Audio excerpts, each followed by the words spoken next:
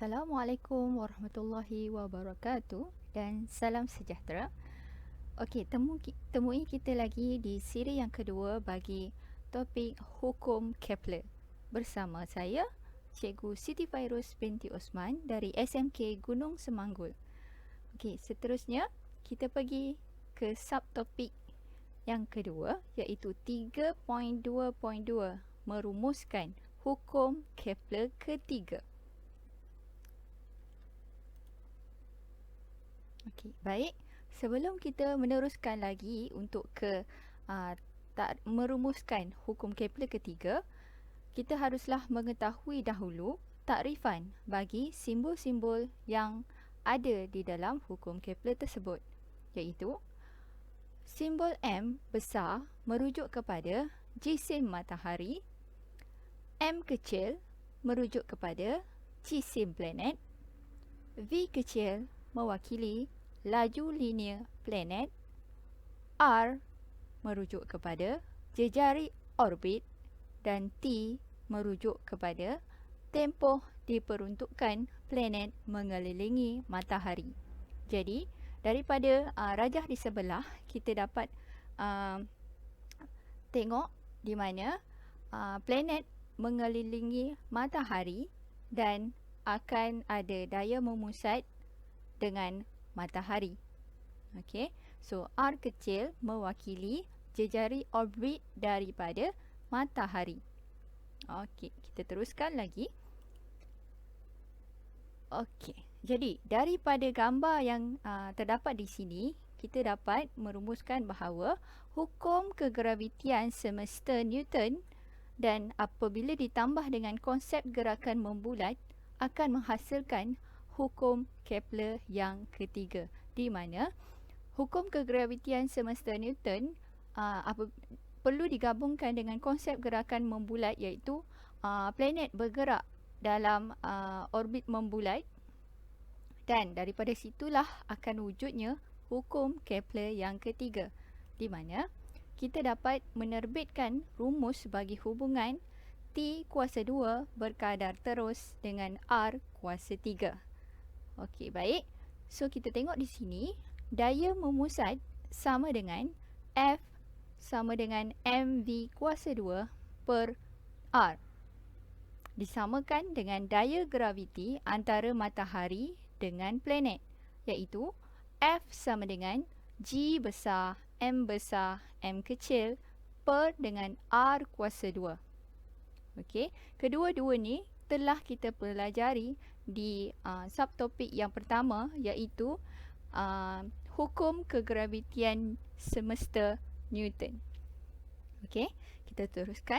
Apabila kedua-dua persamaan tersebut disamakan, jadi apa yang kita boleh nampak di situ, M kecil akan dimansuhkan atau terminate, jadi akan menghasilkan dan R di sebelah kiri akan dibawa ke sebelah kanan, maka akan terhasillah V kuasa 2 sama dengan Gm per R kuasa 2 darab R.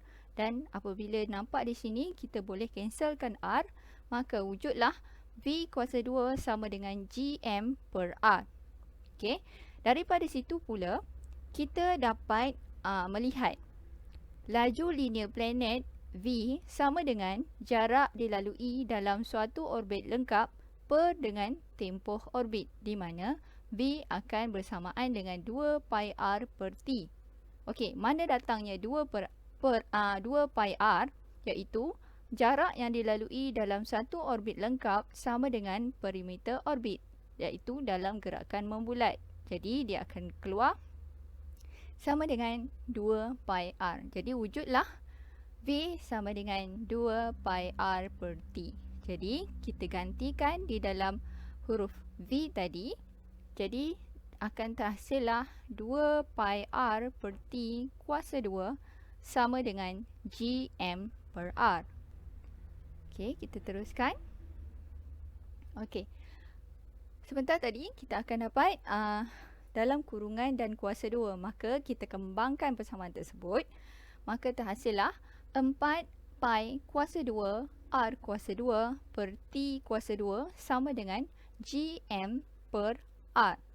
Jadi, kita asingkan T kuasa 2 dengan ungkapan yang ada di sebelah kiri. Jadi, apabila telah diselesaikan, kita akan mendapat 4 pi kuasa 2 R kuasa 3 per dengan GM sama dengan T kuasa 2.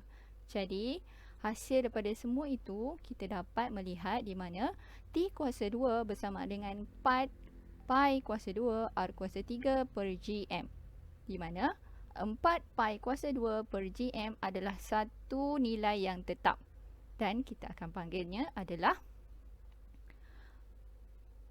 pemala K. Di mana T kuasa 2 berkadar langsung dengan R kuasa 3 apabila ditukarkan dalam bentuk persamaan, akan wujudlah T kuasa 2 sama dengan K R kuasa 3.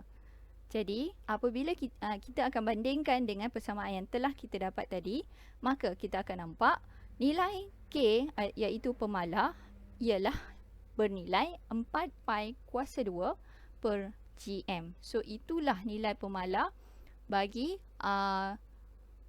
rumus hukum Kepler ni. Jadi, kita nampak di sini bahawa tempoh yang diperuntukkan untuk planet mengelilingi matahari adalah berkadar langsung dengan jejari orbit tersebut.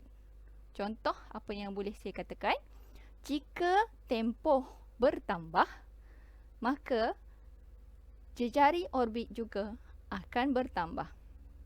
Ataupun jika jejari orbit berkurang, maka tempoh masa yang diperuntukkan untuk planet mengelilingi matahari juga akan berkurang. Okey, baik. Kita teruskan lagi dengan hukum Kepler ketiga diaplikasikan untuk yang pertama, sistem planet dengan matahari, di mana M besar merujuk kepada jisim matahari jika sistem tersebut adalah antara planet dengan matahari. Jadi, matahari akan menjadi M besar dan planet akan menjadi M kecil. Okey. Dan untuk yang kedua, sistem satelit dengan bumi, di mana M besar, simbol M besar akan merujuk kepada jisim bumi dan simbol M kecil akan merujuk kepada jisim satelit. Okey, inilah kesalahan yang sering berlaku kerana murid akan selalu mengandaikan bahawa M besar, simbol M besar hanyalah untuk jisim matahari. Okey. Jadi, murid perlulah fokus di mana soalan yang ditanyakan tentang sistem apa. Okey. So, kita akan jumpa lagi di siri ketiga. Sekian saja dari saya. Terima kasih dan Assalamualaikum.